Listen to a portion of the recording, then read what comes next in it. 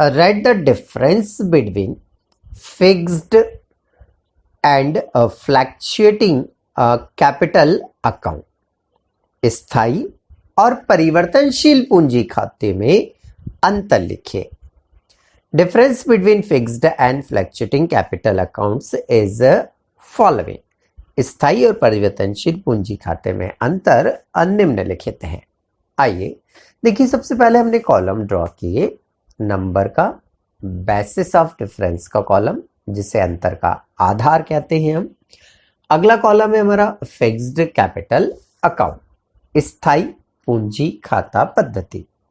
अगला कॉलम है हमारा फ्लैक्चुएट कैपिटल अकाउंट, परिवर्तनशील पूंजी खाता पद्धति. आइए डिफरेंसेस देखते हैं हम. पहला डिफरेंस है हमारा अकाउंटिंग. अकाउंटिंग मतलब लेखा. Only entries for introducing capital और विड्रॉइंग कैपिटल आर मेड.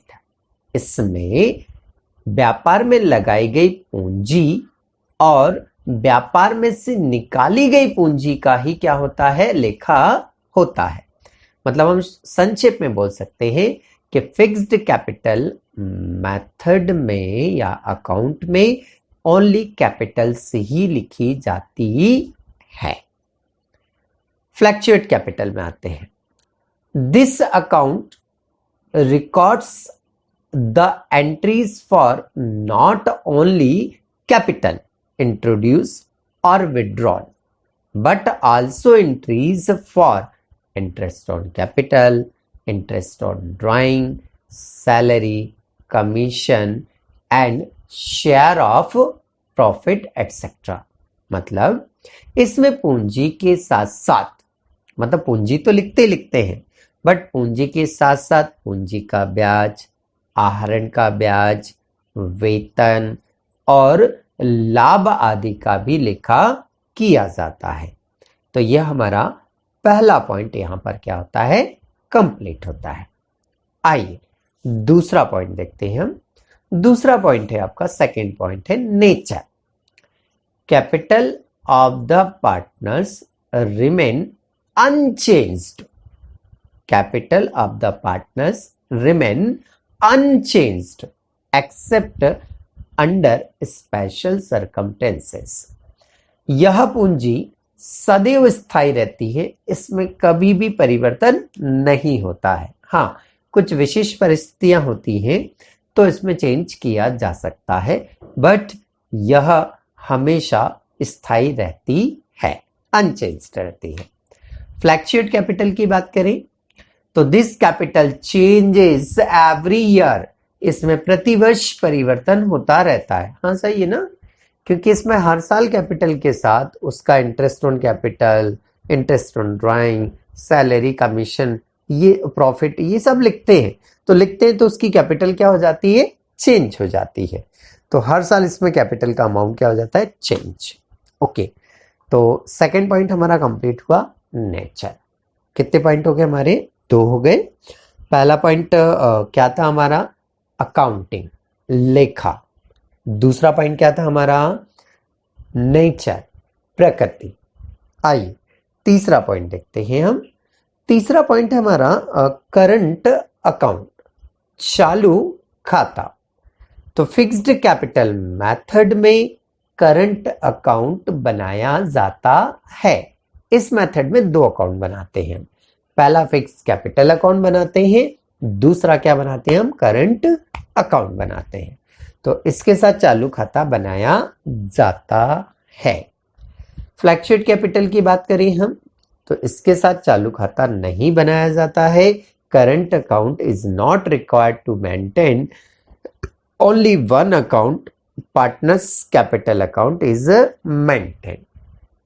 तो ये तीसरा पॉइंट आपका यहां पर क्या होता है, कंप्लीट होता है. एक बार तीसरे पॉइंट को और दोहरा लेते हैं. फिक्स कैपिटल अकाउंट में करंट अकाउंट और कैपिटल अकाउंट दोनों बनाए जाते हैं और फ्लैक्चुएट अकाउंट कैपिटल मेथड में केवल पार्टनर्स कैपिटल अकाउंट ही बनाया जाता है. तो अभी तक हमने कितने पॉइंट कर लिए हैं, 3. आइए एक बार रिवाइज कर लेते हैं.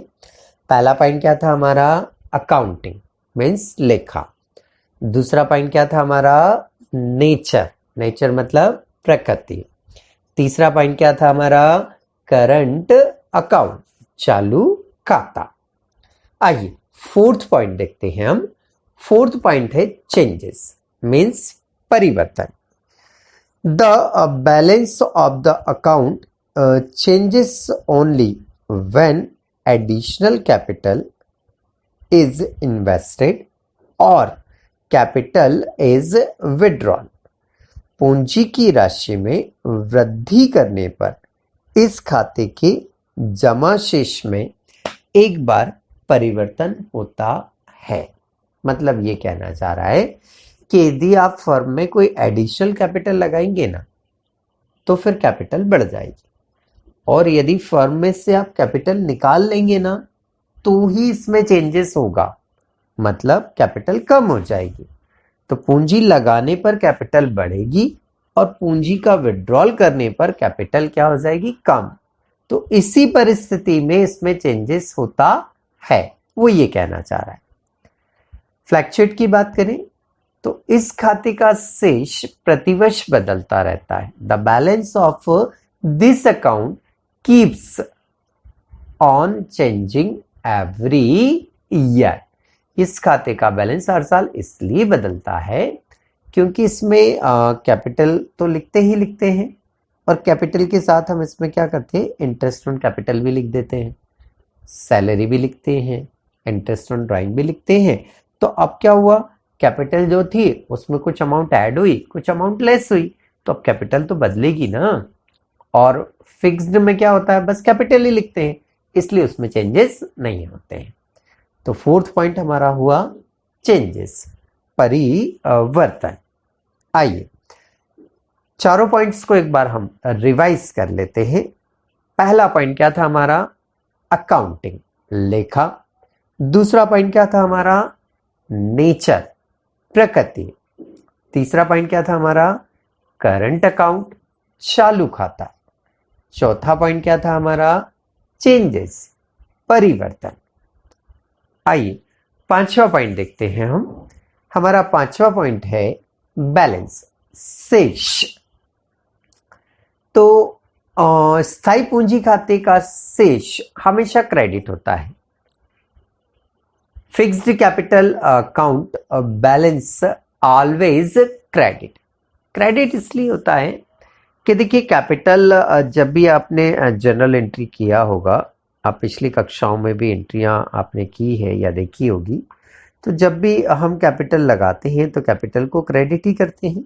लगाने की बात कर रहा हूँ, जो बिजनेस में इंट्रोड्यूस करते हैं तो कैपिटल का बैलेंस हमेशा क्या रहता है, क्रेडिट ही रहता है, क्योंकि इसमें बस कैपिटल ही लिख रहे हैं तो इसका बैलेंस क्रेडिट ही आना है हमेशा।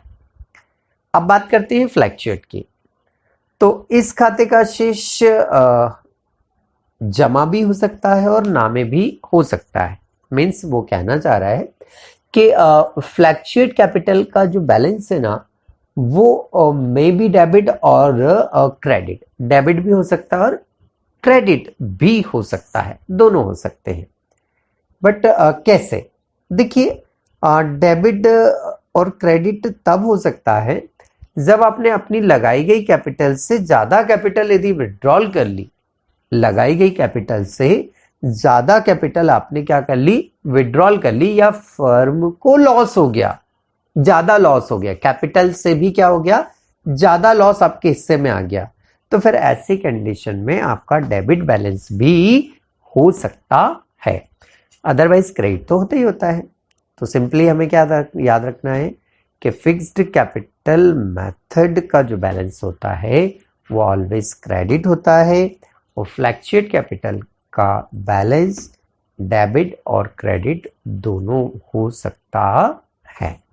तो इस तरह से हमारा फिफ्थ पॉइंट क्या होता है, कंप्लीट होता है। आइए सभी पॉइंट्स को एक बार रिवाइज कर लेते हैं। पहला पॉइंट क्या था हमारा, अकाउंटिंग, लेखा। दूसरा पॉइंट क्या था हमारा, नेचर, प्रकृति। तीसरा पॉइंट क्या था हमारा, करंट अकाउंट, चालू खाता। फोर्थ पॉइंट क्या था हमारा, चेंजेस, परिवर्तन। फिफ्थ पॉइंट क्या था हमारा, बैलेंस, शेष।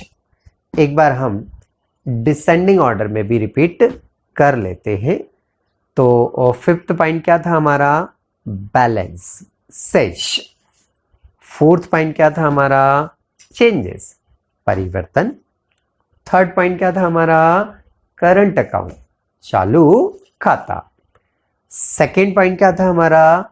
नेचर, प्रकृति। और पहला पॉइंट क्या था हमारा? अकाउंटिंग, लेखा।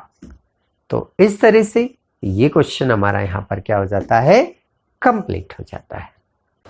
यदि आप हमारी कोचिंग को ज्वाइन करना चाहते हैं या ऑनलाइन कोर्सेज को परचेस करने में आप इंटरेस्टेड हैं, जिसमें आपको प्रैक्टिकल और थ्योरेटिकल दोनों ही सब्जेक्ट के वीडियोस अवेलेबल हैं, तो आप कांटेक्ट कर सकते हैं G9 education group, G6 HIG colony, near MIG थाना, इंदौर।